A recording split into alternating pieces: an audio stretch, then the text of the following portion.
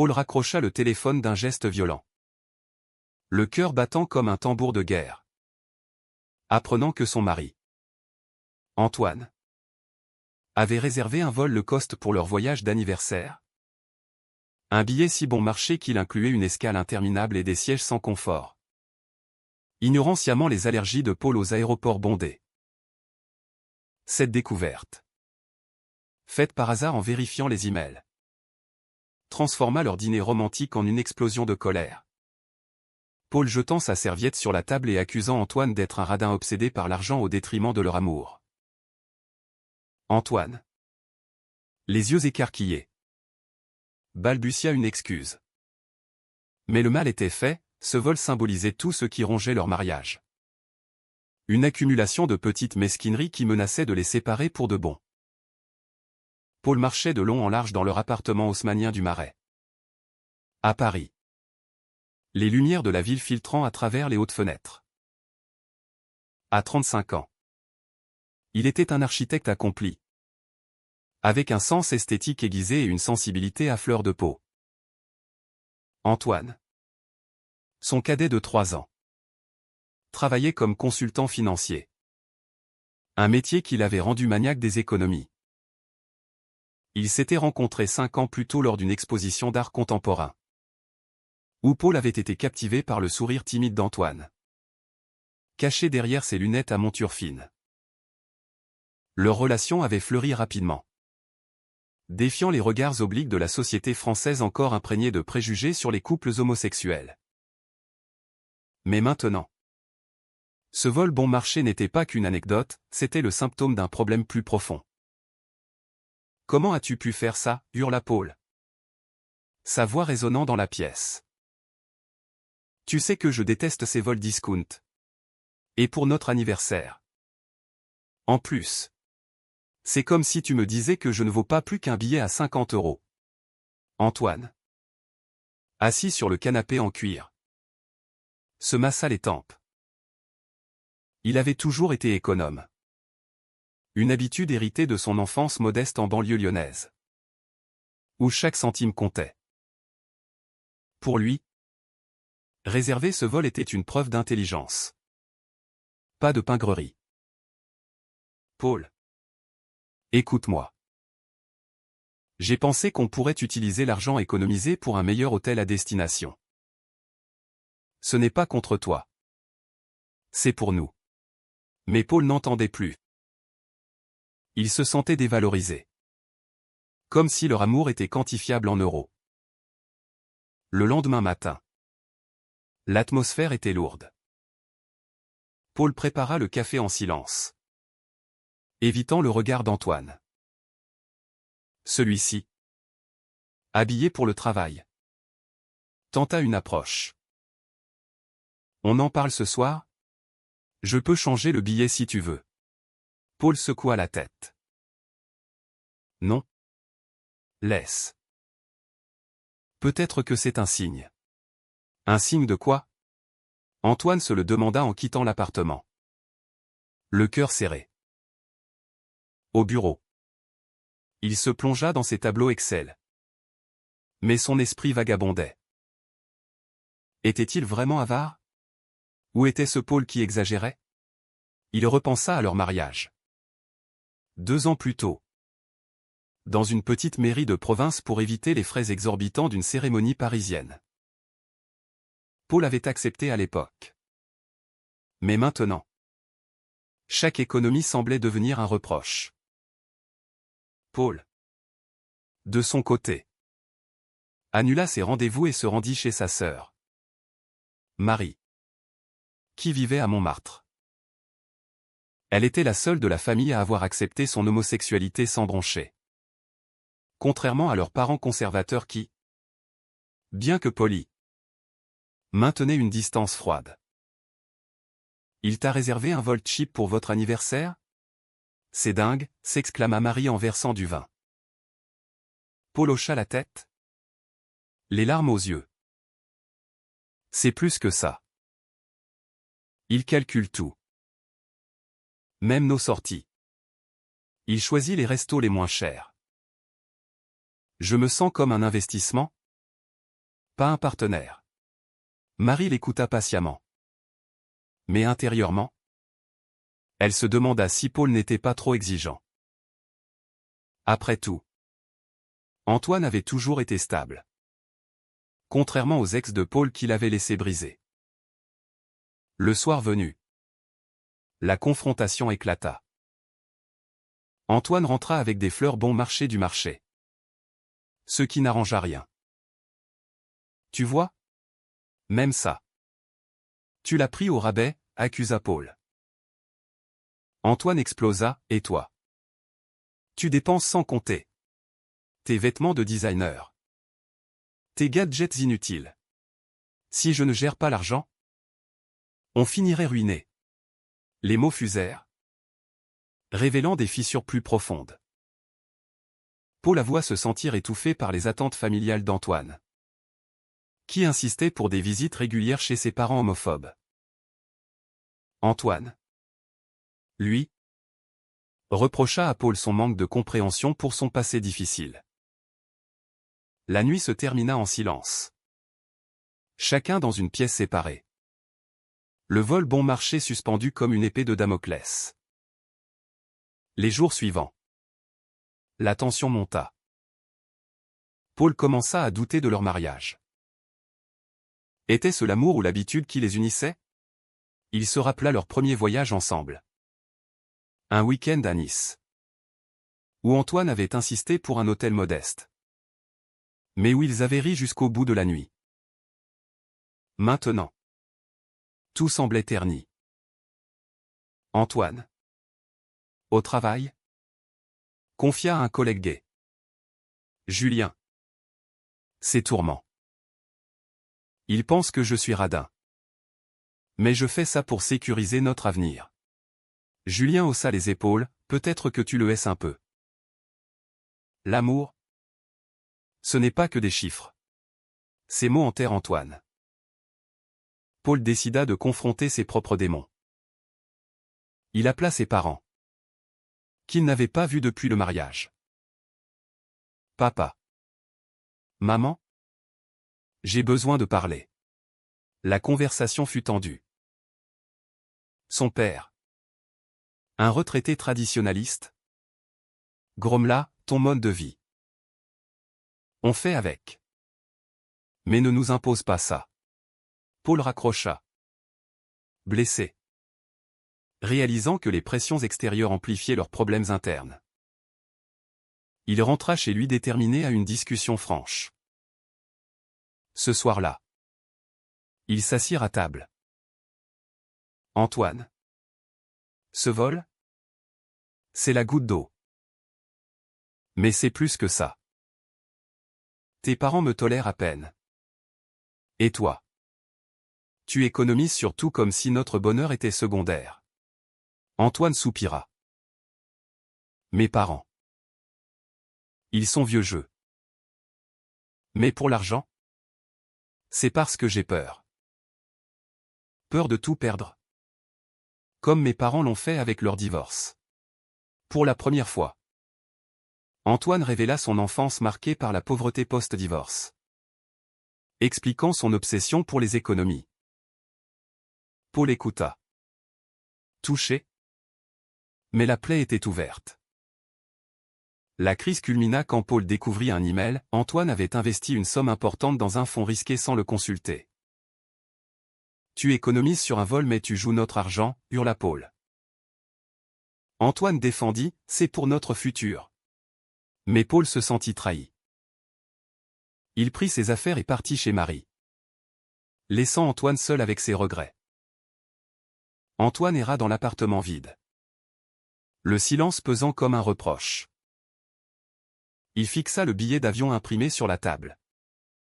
Symbole de son erreur. À 32 ans. Il avait toujours cru que la prudence financière était la clé du bonheur. Mais maintenant, elle avait chassé l'homme qu'il aimait. Il s'assit, tête entre les mains, revivant les moments heureux, leur lune de miel en Provence. Où ils avaient cueilli des olives sous le soleil, riant de tout et de rien.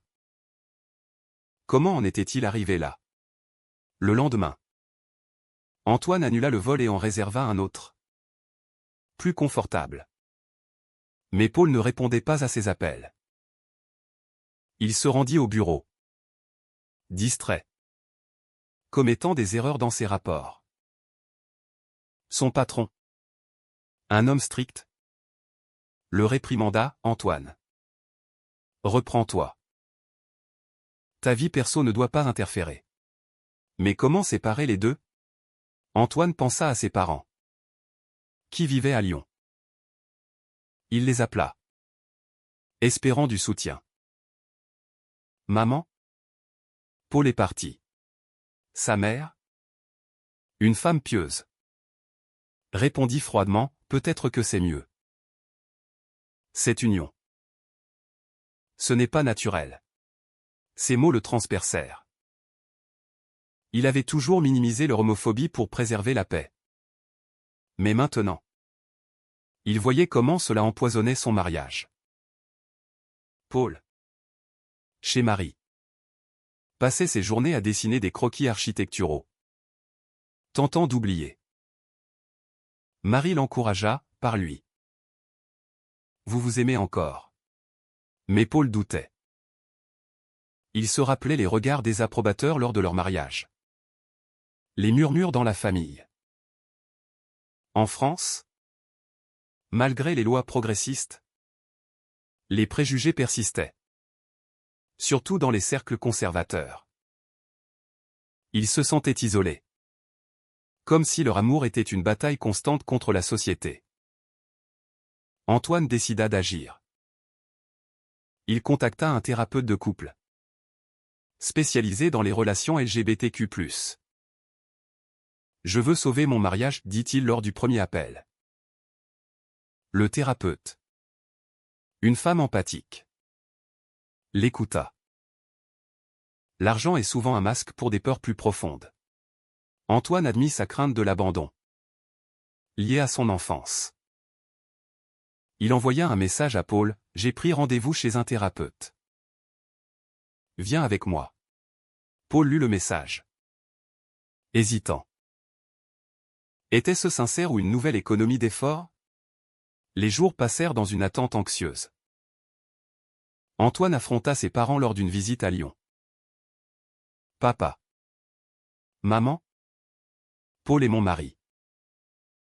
Si vous ne l'acceptez pas, vous me perdez. Son père grogna, c'est contre nos valeurs. Sa mère pleura, on t'aime. Mais Antoine partit. Le cœur lourd. Réalisant qu'il avait sacrifié son bonheur pour plaire à une famille intolérante. Cette confrontation le transforma, il vit clair dans ses priorités.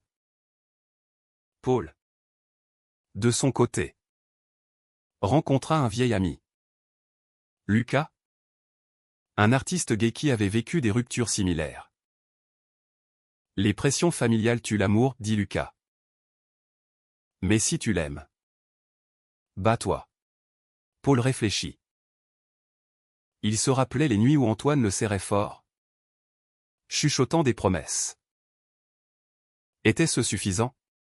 Il répondit enfin au message, d'accord pour le thérapeute. La séance fut intense. Assis face à face. Ils déballèrent tout. Paul exprima sa frustration, tes économies me font me sentir insignifiant. Antoine répondit, c'est ma façon de te protéger. Le thérapeute guida, communiquait sans accusation. Ils pleurèrent. Se touchèrent la main. Un premier pas vers la réconciliation. Mais en sortant, Paul dit, j'ai besoin de temps. Antoine hocha la tête. Dévasté. La tension sociale s'intensifia quand un collègue d'Antoine, homophobe notoire, apprit la séparation et lança des blagues blessantes. Ton mec t'a largué? Normal? Avec ta radinerie. Antoine explosa. Défendant son orientation et son mariage.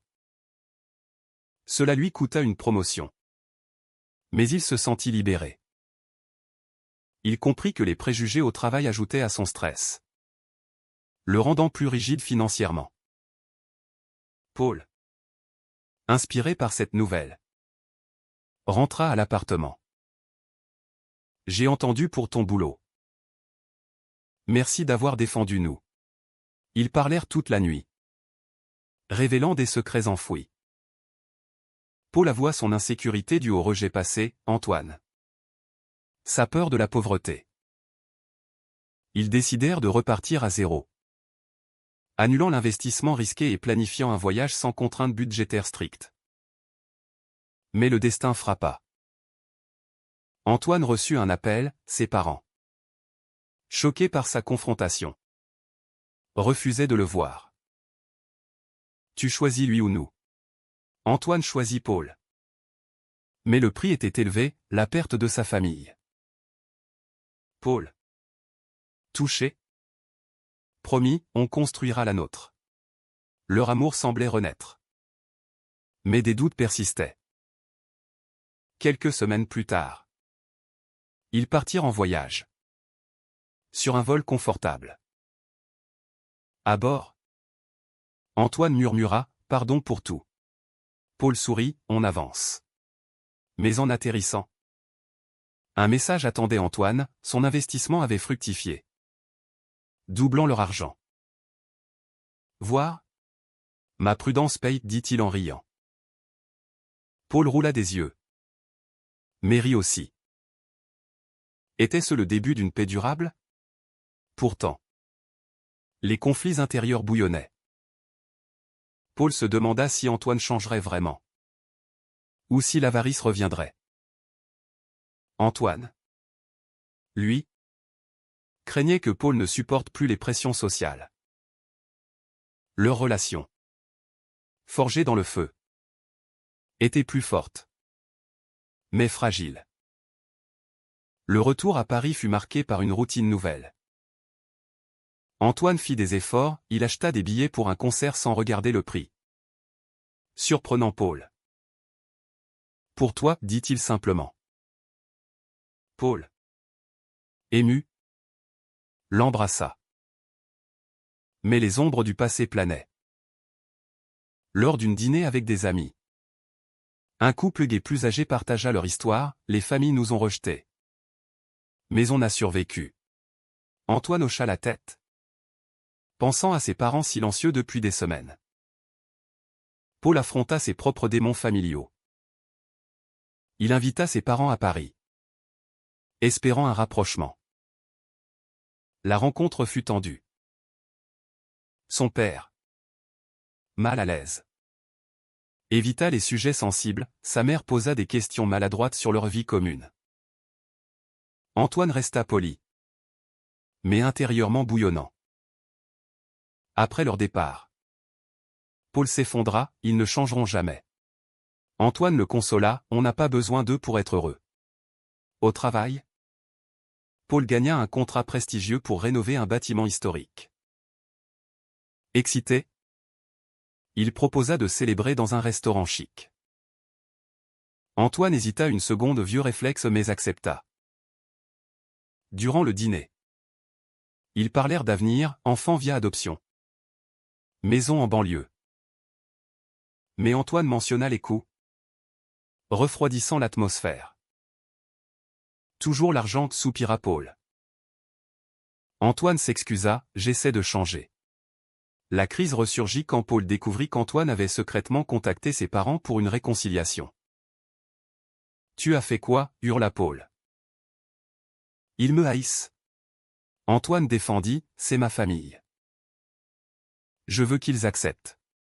Cela raviva les blessures, Paul se sentit trahi. Comme si Antoine priorisait les siens sur leur couple. Il partit en claquant la porte, errant dans les rues pluvieuses de Paris. Antoine, seul, appela le thérapeute. J'ai merdé. Elle conseilla, respecte ses limites. Il réalisa que son désir de normalité familiale imposait une pression morale insoutenable à Paul. Les normes sociétales, avec leur idéal hétéronormatif, pesaient lourd sur les couples comme le leur. Paul trouva refuge chez Lucas, qui l'écouta. Antoine t'aime. Mais il est prisonnier de ses conditionnements. Paul admit, moi aussi. J'ai peur qu'il me quitte pour plaire à sa famille. Cette nuit-là, il rentra, trouvant Antoine éveillé. Pardon, murmura Antoine. Ils firent la paix. Mais avec une clause, plus de contacts familiaux sans accord mutuel. Les mois suivants testèrent leur résolution. Antoine perdit son job suite à des restructurations, amplifiant ses angoisses financières. On va s'en sortir, assura Paul, utilisant ses économies pour les soutenir. Antoine, humilié, accepta un poste inférieur, apprenant l'humilité. Paul, voyant son effort, se rapprocha. Mais un twist émergea, Paul reçut une offre d'emploi à l'étranger. En Suisse. Avec un salaire doublé. C'est une opportunité, dit-il. Antoine paniqua, et nous? Tu partirais? Paul hésita. Révélant un conflit intérieur, rester pour l'amour ou avancer pour sa carrière? Cela mit en lumière leur sacrifice mutuel. Ils débattirent des nuits entières. Antoine argua, on a construit quelque chose ici. Paul rétorqua, mais pourquoi? Des familles qui nous rejettent. Une société qui nous tolère à peine? La décision pesait. Chaque choix impliquant une perte. Finalement, Paul refusa l'offre, choisissant Antoine. Toi avant tout. Antoine. Soulagé. Promis, je changerai pour de bon. Leur amour semblait consolidé. Mais les cicatrices restaient. Puis, le choc, Antoine apprit que ses parents, malades, avaient besoin d'aide financière. Je dois les aider, dit-il. Paul. Furieux, avec notre argent? Cela raviva tout, avarice vs générosité. Famille vs couple. Antoine choisit d'aider modérément. Mais Paul se sentit relégué. La tension culmina lors d'une dispute explosive. Tu préfères eux à moi, accusa Paul. Antoine cria, c'est ma morale. Paul partit à nouveau. Cette fois pour de bon? Antoine attendit des jours, appelant sans réponse. Il erra dans Paris, visitant leurs endroits préférés, le Pont des Arts, où ils avaient accroché un cadenas d'amour, le Louvre, où Paul lui avait expliqué les chefs d'œuvre. Chaque souvenir était une lame. À 32 ans, il se sentait perdu, regrettant ses choix passés. Paul, logé chez Marie, réfléchissait. Reviens-lui, conseilla TL. Mais Paul doutait, et si c'est un cycle sans fin? Il contacta le thérapeute seul, explorant ses traumas, rejets adolescents. Quand il avait fait son coming out. Les pressions sociales m'ont rendu méfiant, admit-il. Antoine, déterminé, confronta ses parents une dernière fois. Si vous n'acceptez pas Paul, c'est fini. Son père, affaibli par la maladie, murmura, on a eu tort. Sa mère pleura, viens avec lui. Était-ce sincère ou par besoin? Antoine accepta prudemment. Il envoya un message à Paul, mes parents veulent te rencontrer. Vraiment. Paul, surpris, accepta une rencontre. À Lyon, l'atmosphère fut awkward. Mais un début, excuse balbutiée. Question timide. Paul, touché, vit l'effort d'Antoine. De retour à Paris, ils reconstruisirent. Antoine trouva un nouveau job, équilibrant finance et générosité. Paul, inspiré, intégra des thèmes LGBTQ+ dans ses designs, luttant contre les préjugés via l'art. Mais le twist final surgit, en vérifiant les comptes. Paul découvrit qu'Antoine avait réservé le vol original le coste non pour avarice, mais parce qu'il planifiait une surprise ou une donation à une association LGBTQ+, avec l'argent économisé pour honorer leur lutte. Je voulais te montrer que l'argent sert une cause plus grande, expliqua Antoine. Larmes aux yeux. Paul, choqué, réalisa ces accusations injustes. J'ai été aveugle. Cette révélation transforma tout. Paul s'excusa, j'ai projeté mes insécurités. Antoine répondit, et moi? Mes peurs. Ils s'embrassèrent? Plus fort. Ayant payé le prix de leurs erreurs, perte familiale temporaire. Doute profond. Mais gagnant une compréhension mutuelle. Leur histoire, pleine de confrontations et de réveils, illustrait les luttes des couples gays en France, balancés amour, société, morale. Ils vécurent ensuite en harmonie, aidant d'autres via l'association. Était-ce juste que Paul accuse Antoine d'avarice sans connaître la vérité? Ou Antoine aurait-il dû communiquer plus tôt pour éviter le chaos?